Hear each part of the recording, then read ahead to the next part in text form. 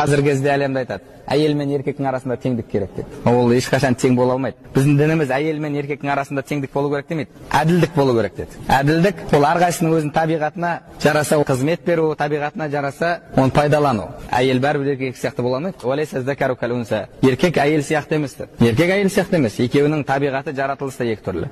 Сол үшін екеуіне теңдік деп кеңестік дәуірде қолына кубалда беріп заводқа айдады. Енді әйел еркек сияқты қызмет етеді. Оның соңында табиғаты өзгеріп шығады. Дініміздің мақсаттарының бірі еркекті еркек, әйелді әйел етіп алып қалу. Сол үшін де пайғамбар саллаллаху алейхи вассалам еркекке ұқсаған әйелді, әйелге ұқсаған еркекті Алла лағнат етсін деп. Себебі адам ұқсау арқылы соңында табиғат өзгереді. Мысалы, көп әйелдермен жұмыс істейтін стилист басқа дегендерді көріп жатасыздар. Қарасаңыз ол еркекке ұқсамайды. Сөзі де, ісі де, қимылы да әйелге ұқсап кеткен. Мысалы, бізге еркектерге жібек киме дейді, алтын тақпа дейді. Жібек не үшін? Адам денесін жұмсартады. Еркек адам ол былық сылық болмайды ол еркек адамға. Ал енді әйел адамға кубалда беріп қойып, оны мускулдарын шығарып жұмыс істеп, еркек сияқты амандасқан кезде қолын қысып сындырып жіберейін деп тұрса, ол қандай әйел? Әйелдікке жараспайды. Сол үшін де ол теңдік деген нәрсе мүмкін емес. Теңдік емес, бізге әділдік керек. Біздің дініміз бізге сол нәрсені үйретеді.